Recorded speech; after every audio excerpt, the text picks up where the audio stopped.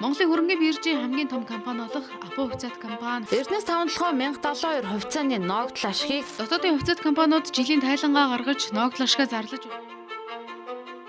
Та ердөө 5 жилийн өмнө 10 сая төгрөгөөр ард санхүүгийн нэгдэл хувьцаат компани хувьцааг авсан бол одоо 70 орчим сая төгрөгтэй болох байв. Харин яг адилхан 10 сая төгрөгийг жилийн 10% хүүтэй хадгаламжинд хийсэн бол өнөөдөр таны хадгаламжийн данс 16 сая төгрөгтэй байна.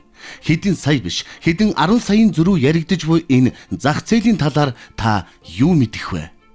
Сүүлийн жилүүдэд эрчийг авсан Монголын хөрөнгийн бирж 2021 онд дэлхийн хамгийн өсөлттэй индексээр нэрлэгдсэнийг арай мдээгүй яваан биш вэз. Харин танд хувьцаа бий юу?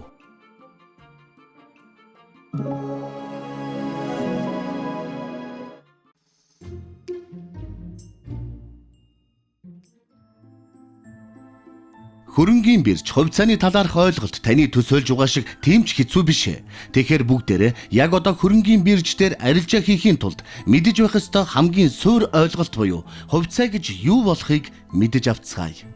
Хувьцаа гэдгийг онлын хувьд хувь хүн эсвэл байгууллага ямарваа нэгэн компанид хөрөнгө оруулж түүнийг үндэслэн хувьцаа эзэмшигчдийн хуралд оролцох, ногдол ашиг авах, компанийг татан буулгасны дараа үлдсэн эд хөрөнгийг зарж борлуулснаас олсон орлогоос хувь хүртэх болон хуулиар тогтоосон бусад эрхийг гэрчилсэн үнэт цаасыг хэлнэ гэж тодорхойлсон байна. Үүнийг энгийнээр тайлбарлавал ард санхүүгийн нэгдэл компани 1000 ширхэг хувьцаатай байлаа гэж бодоход та нэг ширхэг хувьцааг нь худалдаж авбал ард санхүүгийн нэгдэл компани 1000 хуваасны 1%-ийг эзэмшдэг болно гэсэн үг. Бодит амьдрал дээр том компаниуд хувьцаагаа хэдэн сая ширхэг болгон хуваасан байдаг ч яг үнэндээ тухайн тоо тэмч ач холбогдолтой биш ээ. Хувьцааг ямар ч хэмжээгээр авсан та тухайн компани тодорхой хувийг эзэмшдэг эзэмшигч болно л гэсэн үг. Компани яагаад хувьцаагаа зардаг вэ? Зүгээр л ажиллаж байсан компани яагаад хувьцаа гаргадаг вэ гэсэн асуулт гарч ирж байна уу? Хариулт нь маш энгийн. Тэр бол мөнгө. Тухайн компани хувьцаагаа олон нийтэд санал болгосноор ямар нэг бүтээгдэхүүн зарахгүй, нэмэлт хүчин чармаалт гаргахгүйгээр нэг дор их хэмжээний мөнгийг олон хүмүүсээс татан төвлөрүүлж чадна. Мөнгө өгч буй олон хүмүүс тухайн компанийг ирээдүйд ашигтай ажиллана гэж итгэсний үндсэн дээр хувьцааг нь худалдаж авдаг. Мэдээж дурын нэг компани дураараа хувьцаа гаргаж чадахгүй. Компани хувьцаа гаргахад маш өндөр шалгууруудыг давж ирээдүйд ашигтай ажиллаж чадна гэдгээ батлах хэрэгтэй. Ингээд компани хувьцаагаа олон нийтэд зарж эхэлсэн тохиолдолд хязгаарлагдмал хувьцаат компани статусаа сольж хувьцаат компани гэсэн статустай болдог. Компани хувьцаагаа зарахын тулд хөрөнгийн биржид бүртгүүлдэг жамтай. Компани нэгэнт хувьцаагаа хөрөнгийн бирждээр бүртгүүлсэн бол та тухайн компани хувьцааг худалдаж авах, цааш нь өөр хүнд зарж борлуулах, хувьцаанаас нэмж худалдаж авах гэх мэт үйлдэлүүдийг хийх боломжтой болно. Таны авсан хувьцааны үнэлгээ тухайн компани ашигтай ажиллаж байгаа болон өөр олон шалгуураас хамаарч өндөр үнэтэй эсвэл анх гарснаасаа бага үнэлгээтэй болж болно. Өөрөөр яагаад хувьцааны үн өөрчлөгддөг вэ гэвэл хөрөнгийн бирж дээр танаас өөр мянган хүн хувьцаа авч зарж байгаа төдийгүй тухайн хүн бүрийн харах өнцөг хөрөнгө оруулалтын шийдвэрүүд ялгаатай учраас арилжаа хийж буй хүн бүрийн шийдвэр хувьцааны үнд нөлөөлж чадна.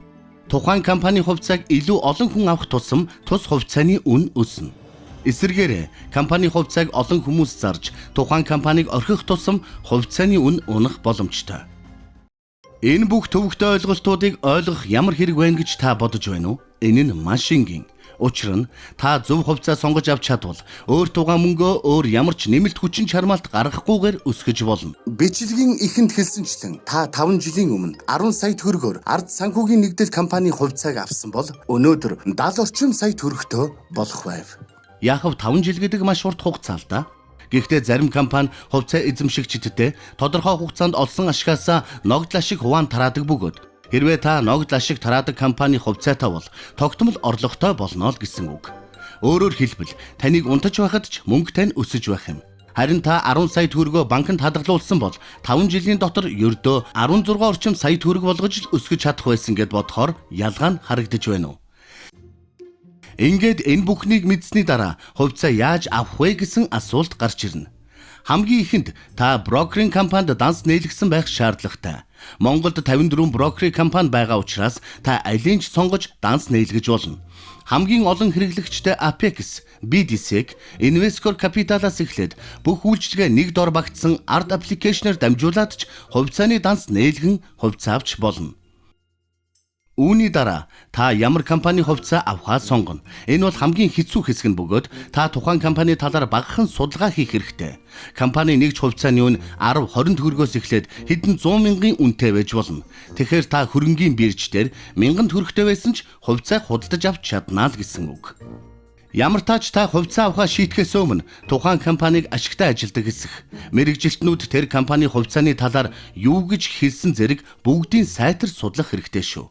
Гэхдээ энэ бүхний дараач таныг ямар нэгэн эрсдэл хүлээж авах боломжтой гэдгийг сануулъя. Шийдвэрээ зөв гаргах нь хөрөнгө оруулагч таны хичээл зүтгэлээс ч мөн шалтгаална гэдгийг бүү мартаарай.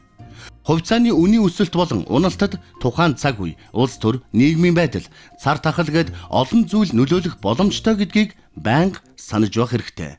Бид энэхүү бичлэгтээ хувьцааны тухай суур ойлголтуудыг тайлбарлалаа. Харин одоо хувьцаа хэрхэн сонгох болон сонгосон хувьцаагаа хэрхэн авах вэ? Үүнийг бид дараагийн цуврал бичлэгээр тайлбарлах болно. Харин та тэр болтол өөрийн сонирхсон нэг брокерийн компанид бүртгүүлээд хүлээж угаарай. Хэрэгтэй мэдээлэл байсан бол цааш түгээж дэмжээрэй. Танин мэдэх үе гайхахаас эхэлнэ.